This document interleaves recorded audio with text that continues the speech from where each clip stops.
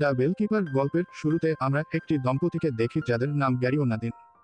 তারা bell lake নামক স্থানে ভ্যাকেশন করতে এসেছে, কিন্তু সেখানে কেউ তাদের কেবিনের ভিতর আটকে রাখে। তখন গ্যারি কোনোভাবে নিজেকে মুক্ত করে ফেলে এবং সেখানে থেকে পালানোর চেষ্টা করে। তার কান থেকে রক্ত বের হচ্ছিল। নাদিন তাকে পালাতে বলে এবং গ্যারি জঙ্গলের দিকে দৌড়াতে থাকে। তখন একজন লোক কুড়াল হাতে তার পিছু নেয় যার নাম হাক। সে গ্যারিকে ধরে ফেলে এবং তার গলা কেটে তাকে হত্যা করে। এরপর সে নাদিনের কাছে যায় যার কান থেকেও রক্ত বের হচ্ছিল এবং তাকেও মেরে ফেলে। তারপর আমাদেরকে একটি নিউজ আর্টিকেলে দেখানো হয় যে বেল লেকে যারা যায় তারা আর জীবিত ফিরে আসেন না, কারণ সেখানে হ্যাক নামক একটি আরবান লেজেন্ড আছে। কেউ যদি বেল বাজায় তাহলে হ্যাক এসে তাকে মেরে ফেলে। এরপর কিছুদিন পরে আমরা লিয়াম নামের এক ব্যক্তিকে দেখি যে তার ক্যাম্পার ভ্যানে বসবাস করত। তখন তার ভ্যানের বাইরে ম্যাথিউ এবং তার 3জন ছাত্র বন্ধু আসে, কারণ তারা একটি ফিল্ম প্রজেক্টের জন্য এসেছে। তারা লিয়ামের কাছে এসেছে যাতে সে তাদের একটি জায়গায় নিয়ে যেতে পারে এবং তারা সেখানে শুটিং করতে পারে। এখানে ম্যাথিউর গার্লফ্রেন্ডের নাম হলি এবং তার বন্ধু গ্যাব্রিয়েলের গার্লফ্রেন্ড যদিও তাদের সাথে এসেছে। তারা 4জন ঠিক করে তারা কোথায় শুটিং করবে।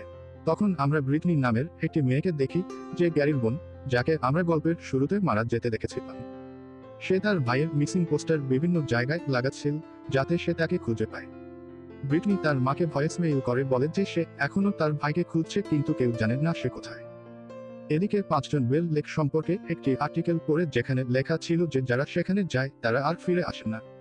তাই তারা সিদ্ধান্ত নেয় যে ওখানেই তারা শুটিং করবে। লিয়াম যখন বেল লেকের নাম শোনে তখন সে অস্বস্তি বোধ করে এবং বলে সেখানে যাওয়া উচিত না, কিন্তু তারা তার কথা না শুনে তাকে সাথে যাওয়ার জন্য বলে। রাস্তায় তারা একটি গ্যাস স্টেশনে থামে। তখন তারা সেখানে ব্রিটনিকে দেখে। ম্যাথিউ তাকে জিজ্ঞেস করে সে কি করছে। তখন সে বলে যে তার ভাই কিছুদিন আগে এখান থেকে নিখোঁজ হয়ে গেছে, তাই সে পোস্টার বিলাচ্ছে যাতে তাকে খুঁজে পায়। এরপর ম্যাথিউ এবং গ্যাব্রিয়েল কিছু জিনিস নিতে ভেতরে যায়, কিন্তু তারা যখন ডাকাডাকি করে তখন কেউ সাড়া দেয় না। এদিকে লিয়াম ব্রিটনির সঙ্গে দেখা করে এবং জিজ্ঞেস করে সে কোথায় যাচ্ছে। সে বলে বেল লেকে যাচ্ছে, কারণ সেখানে থেকেই তার ভাইয়ের শেষ সিগন্যাল এসেছিল। লিয়াম তাকে বলে সে চাইলে তার ভ্যানে যেতে পারে, সে তাকে পৌঁছে দেবে। কিন্তু ব্রিটনি বলে সে একাই ভ্রমণ করতে পছন্দ করে। তখন শেরিফ আসে। ব্রিটনি তাকে জিজ্ঞেস করে সে কি তার ভাইকে পেয়েছে। শেরিফ বলে তোমার ভাইকে আর পাওয়া যাবে না, এবং সে তাকে খুঁজে পেতে বিরক্ত হয়ে গেছে। এরপর সে ভিতরে যায় এবং একটি মহিলার নাম নিয়ে ডাক দেয়। তখন একটি অদ্ভুত মহিলা বের হয়ে আসে যে গ্যাস স্টেশনের মালিক। সে জিজ্ঞেস করে তারা কোথায় যাচ্ছে। ম্যাথিউ বলে তারা বেল লেকে যাচ্ছে। এটা শুনে মহিলা রেগে যায় এবং তাদের সেখানে যেতে নিষেধ করে। তখন সে জানায় যে বেল লেকে এক প্রিস্ট 3জন ভার্জিন মেয়েকে বলি দিয়েছিল এবং যে কেউ বেল বাজায় হ্যাক এসে তাকে মেরে ফেলে। এই গল্প শুনে ম্যাথিউ ও গ্যাব্রিয়েল হাসতে থাকে, কারণ তাদের এটা একটা কৌতুক মনে হয়। শেরিফও এটাকে ঠাট্টা মনে করে। সেই অদ্ভুত মহিলা তাদের বোঝানোর চেষ্টা করে, কিন্তু তারা তা না শুনে সেখানে চলে যায়। কিছুক্ষণ পর তারা বেল লেকে পৌঁছে যায় এবং সেখানে সেই বেলটিও দেখে। এরপর তারা তার সামনে তাদের সিনেমা তৈরি শুরু করে। তখন তারা প্ল্যান করে তারা সন্ধ্যায় সেই বেল বাজাবে, কারণ রাতের বেলায় বেল বাজানো মানুষ আর বেঁচে ফিরে আসে না। তখন ব্রিটনিও সেখানে পৌঁছে যায় যে তার মাকে ভয়েস মেইল পাঠাচ্ছে। তখন লিয়াম এসে তাকে ভয় দেখায়। তাকে দেখে ব্রিটনি খুশি হয় এবং জানায় যদি কিছু প্রয়োজন হয় সে যেন তাকে যোগাযোগ করে। ব্রিটনির সামনে এগিয়ে গেলে সে হ্যাকের কেবিন দেখতে পায়। সে ডাকাডাকি করে কিন্তু কোনো উত্তর পায় না। তখন কেবিনের ভেতর থেকে কেউ তাকে দেখতে থাকে। কিছু দূর গিয়ে ব্রিটনি তার টেন্ট বসিয়ে নেয়। তখন হঠাৎ কেউ তার কানে ফিসফিসিয়ে বলে বেলটা বাজিও না।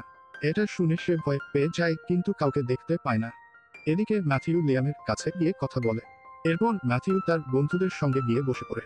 একই সময়ে ব্রিটনি হেডফোন লাগিয়ে গান শুনে ঘুমিয়ে পড়ে। লিয়ামও তার ভ্যানের গান শুনতে শুনতে ঘুমিয়ে পড়ে।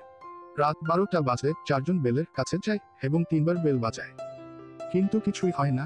তাই তারা ভাবে এটা একটা মিথ এবং তারা চলে যেতে থাকে। কিন্তু তখন হঠাৎ ব্রিটনির টেন্টের পাশে কেউ হেঁটে যায়। সে উঠে দেখে কিন্তু কাউকে পায় না।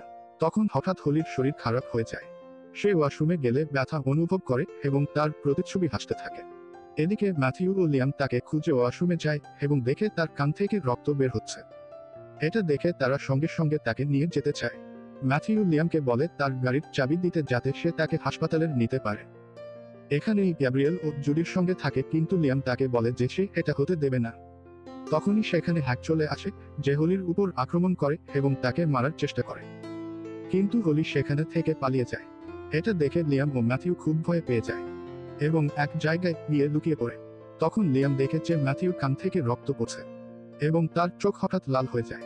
তখন সে লিয়ামের উপর আক্রমণ করে, কিন্তু তখনই হ্যাক সেখানে চলে আসে এবং তার সঙ্গে লড়াই শুরু করে। সে তার কুড়াল ম্যাথিউর মাথায় ঢুকিয়ে দেয়, যার ফলে ম্যাথিউ মারা যায়। লিয়াম এটা দেখে সেখানে থেকে পালিয়ে যায়। এদিকে গ্যাব্রিয়েলের যখন চোখ খুলে তখন তার কান থেকেও রক্ত পড়ছে এবং সে দেখে জুডির কান থেকেও রক্ত পড়ছে। এদিকে লিয়াম দৌড়ে ব্রিটনির কাছে যায় এবং তাকে জানায় যে এখানে হ্যাক এসেছে এবং সে একটি আরবান লিজেন্ড যে ম্যাথিউকে মেরে ফেলেছে, তাই তাদের এখান থেকে তাড়াতাড়ি চলে যেতে হবে। এদিকে হ্যাক গ্যাব্রিয়েলের কাছে আসে এবং তার সঙ্গে লড়াই করে, কিন্তু তখনই জুডি এসে তার উপর আক্রমণ করে। তখন হ্যাক তার কুড়াল তার মাথায় ঢুকিয়ে দেয়, যার ফলে জুডির মৃত্যু হয়। এখন কেবল দুইজন হোলি এবং গ্যাব্রিয়েলি বেঁচে ছিল এবং হ্যাক তাদের খুঁজতে থাকে। এদিকে লিয়াম ব্রিটনিকে নিয়ে তার ভ্যানে যায় যেন তারা পালাতে পারে, কিন্তু যখন সে ভ্যান স্টার্ট করার চেষ্টা করে তখনই গ্যাব্রিয়েল সেখানে চলে আসে এবং এটা দেখে তারা ভয় পেয়ে যায় এবং সেখানে থেকে পালিয়ে এক জায়গায় গিয়ে লুকিয়ে পড়ে। তখন হোলি সেখানে আসে, যে তাদের উপর আক্রমণ করে, কিন্তু হ্যাক এসে তাদের জীবন বাঁচায়, কিন্তু হোলি পালিয়ে যায়। এটা দেখে লিয়াম তাকে জিজ্ঞেস করে যে সে কেন তাদের মাঝে না। তখন হ্যাক তাকে জানায় যে তারা ডিমসন্স এবং সে এটা পরে তাদের বলবে। সে তাদের সেখানেই থাকার জন্য বলে। এদিকে তারা সিদ্ধান্ত নেয় যে তারা ভ্যানে যাবে, যাতে করে পুলিশকে ফোন করতে পারে।